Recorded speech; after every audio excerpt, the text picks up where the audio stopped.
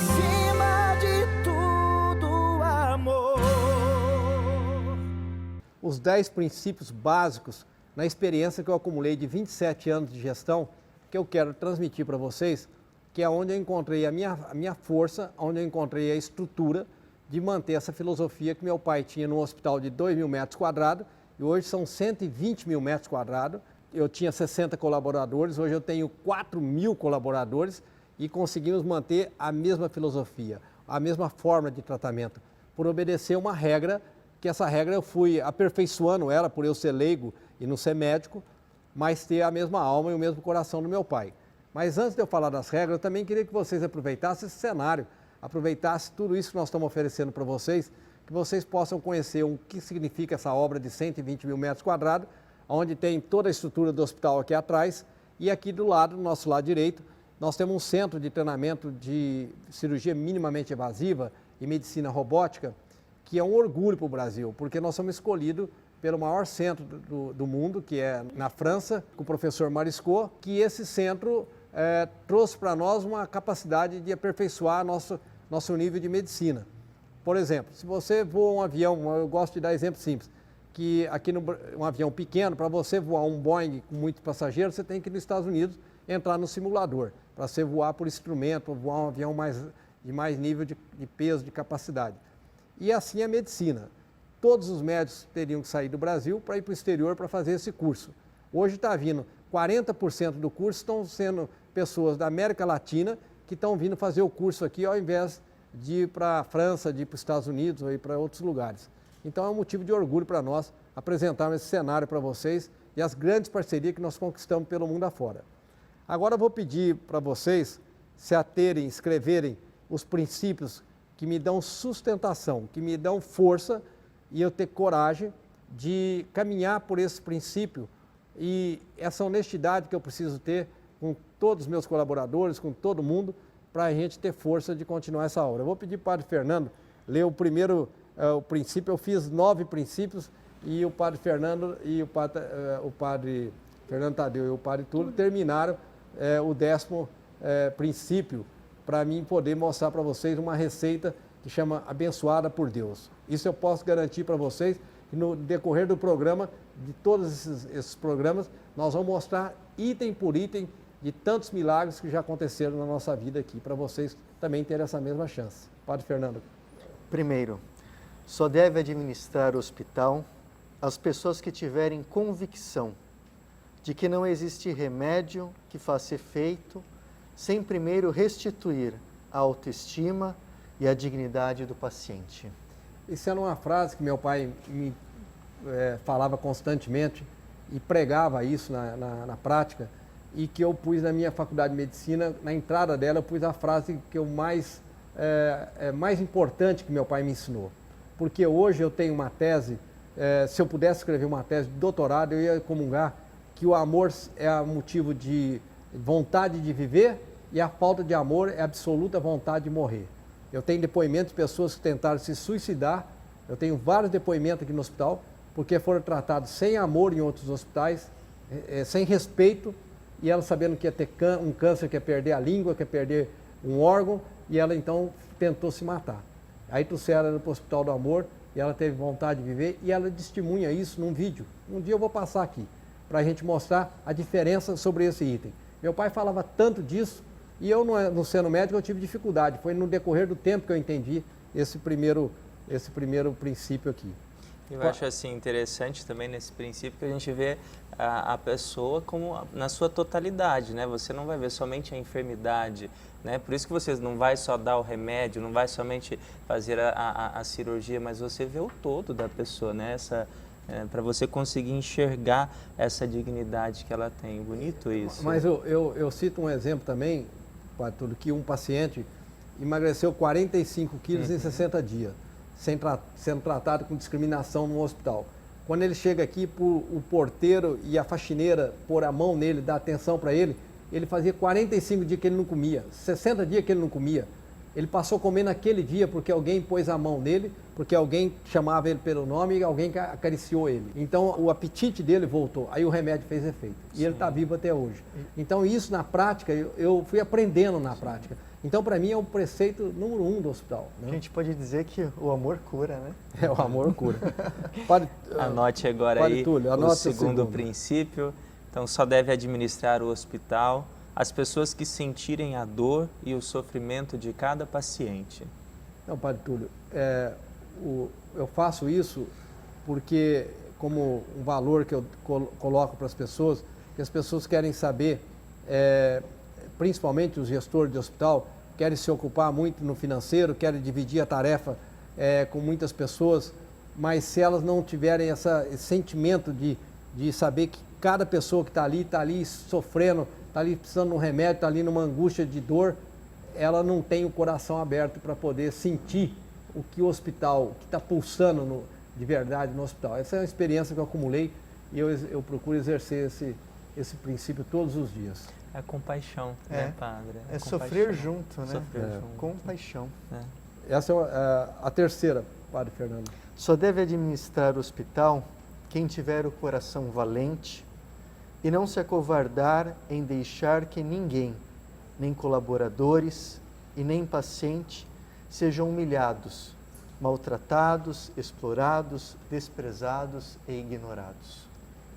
Sabe, Padre Fernando, isso aqui é um item que eu quero colocar também pela primeira vez, eu acho, Monteiro, que nós vamos ter a oportunidade nessas cadeiras que vocês estão aqui como convidados, de não deixar mais, deixar aberta uma porta para aquelas pessoas que forem humilhadas, maltratadas em algum lugar e depois vierem aqui, depois que perderam, já pagaram, acabou o dinheiro, acabou a chance em algum lugar e que veio aqui porque foi humilhado em outro lugar, que ele possa vir aqui também para a gente denunciar aquela instituição que discriminou, que tratou mal e que humilhou aquela pessoa.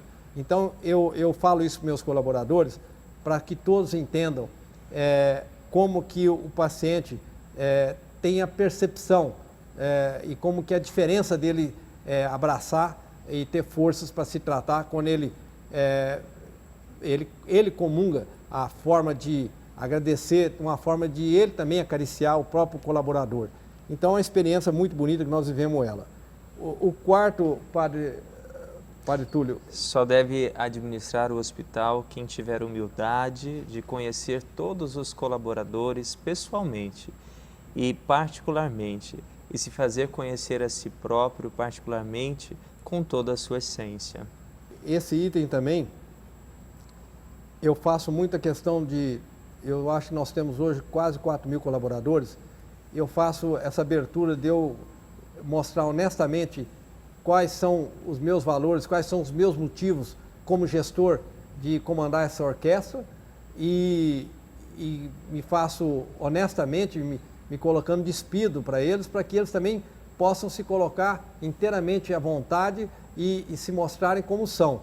Porque aí eu tenho sempre falo para eles no café da manhã ou no almoço com eles, que eu tenho uma adrenalina, eu tomo uma adrenalina na veia quando eu vejo que muitos deles têm a mesma alma do meu pai, da minha mãe, dos mais velhos, e eu falo como Deus é generoso.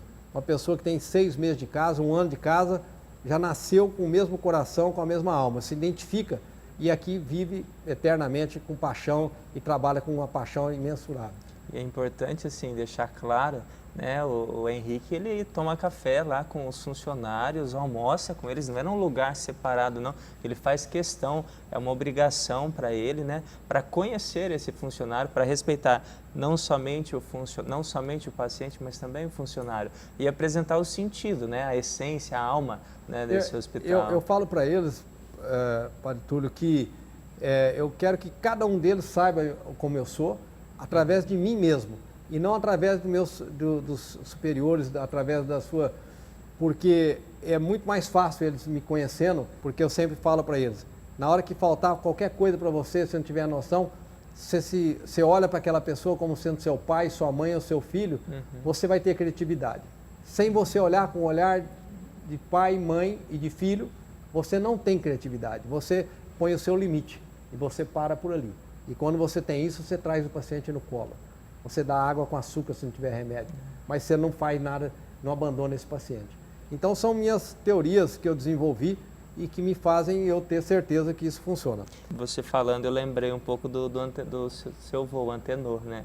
Que no livro tem isso registrado, né? É. Cada funcionário que vinha era atendido ali na sala principal, né? Onde ele conversava, acolhia, servia na necessidade, né? Quando nós chegarmos nesse capítulo no livro, vai ser muito importante, porque o exemplo do meu avô e da minha avó foi muito importante na minha vida e na minha formação. Porque imagina que todos os funcionários da fazenda que machucavam, que ficavam doentes, ele era o homem mais rico de Barretos. E os funcionários ficavam hospedados na casa dele e tratavam na casa dele. Então era uma forma de demonstrar o carinho, o amor, que ele falava, meu filho, depois da sua família de sangue, sua segunda família são seus funcionários. E ele acolhia isso na casa dele, por isso que nós desenvolvemos tanto esse lado de humanização. Sim. Mas o meu outro avô também, o Ranulfo, era muito humanista também. Nós vamos ler no livro, as histórias vêm de trás, né? Esse aqui eu vou ler, essa aqui, para ficar bem interpretado isso, porque isso aí eu sou um pouco polêmico, isso aí pode sobrar para ficar uma conduta, que eu quero assumir essa conduta com a minha experiência de gestão. Eu vou falar para os senhores médicos, doutores que vão ouvir isso, não como crítica, mas com a minha experiência eu não poderia não mostrar claramente o que eu sei, o que eu acho que dá certo e o que não dá certo hoje em gestão de hospital. Eu vou ler ela. Só deve administrar o hospital, em regra geral, pessoas que amam pessoas e, preferencialmente, não sejam médicos, porque médicos não julgam médicos. Aí eu pus entre parênteses. Existe exceção, mas são raras. Eu estou dizendo isso porque, até com meu pai, eu tive uma certa dificuldade, porque meu pai queria dar uma segunda chance para aquele erro ou para aquela pessoa, de uma maneira que amenizasse o impacto de um erro. Eu acho que tem erros dentro do hospital que são graves, que quando são graves tem que ter medidas enérgicas, medidas corretas, e os erros, eu vejo que, na minha experiência de 27 anos de gestão, eu vejo que esses erros são realmente cotizados, contemporados, os médicos precisam esfriar para chegar até a gestão. E com isso, às vezes, passa do tempo de se tomar uma providência e aquele erro pode se contaminar e virar 2 ou 3 erros. A minha experiência é essa. Eu conheço poucas exceções que médicos são gestores com eficiência de tomar atitudes contra médicos. Eu vou dar um exemplo típico para vocês, um hospital que eu admiro muito e que uma pessoa que eu admiro muito é o ICESP em São Paulo, o Hospital de Câncer, criado pelo governador Zé Serra, é administrado hoje por um médico e que chama Dr. Paulo Hoffner. E ele tem uma precisão de grau de satisfação acima de qualquer hospital privado. Nós temos, pela pesquisa, nós saímos com 97% e o ICESP saiu com 94%, acima dos hospitais, os hospitais privados que deveriam ter por obrigação mais respaldo de humanização. Para deixar vocês bem à vontade e mais curiosos, nós vamos voltar no próximo programa com os outros capítulos dos nossos princípios que fazem com que nós tenhamos uma disciplina, uma gestão de uma humanização que vocês vão ter que anotar para copiar e ter o mesmo êxito que nós temos. O próximo programa você vai poder também estar respondendo através do nosso e-mail, fazendo perguntas, e você pode participar e continuar anotando para vocês a importância desses princípios. Muito obrigado pela audiência que vocês estão nos dando.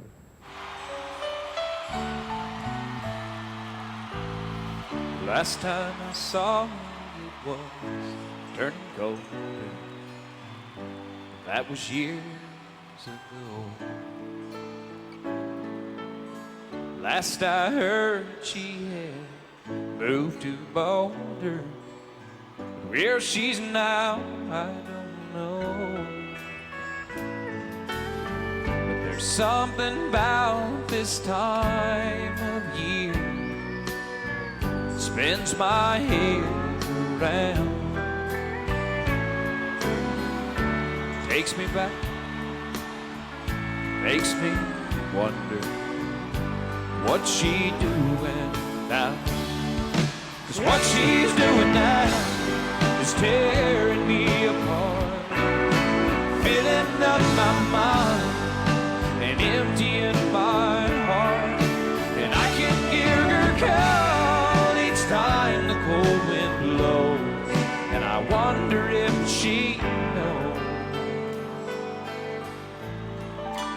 what she's doing now.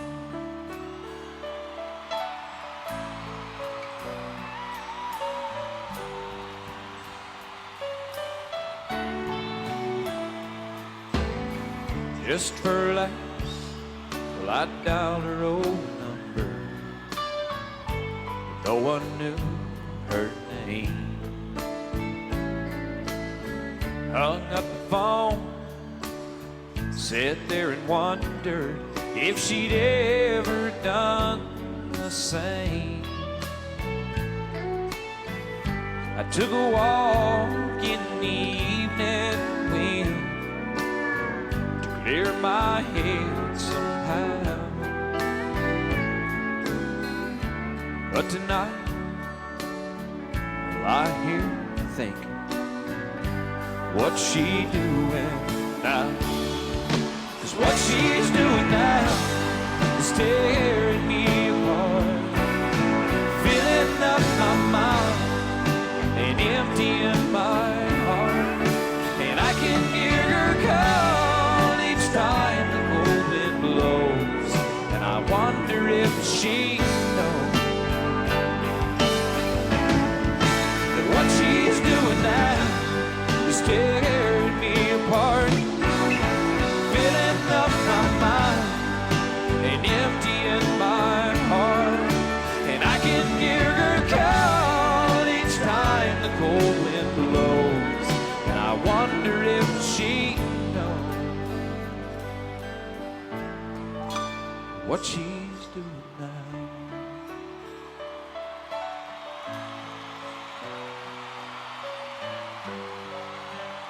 God, I hope she knows.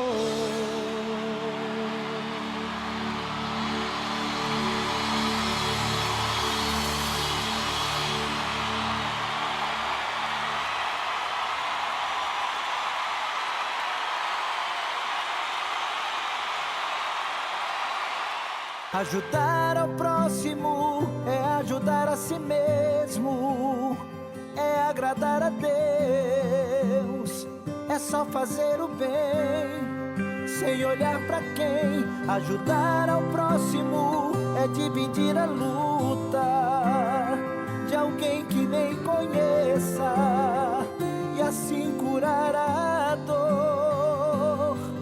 Por acima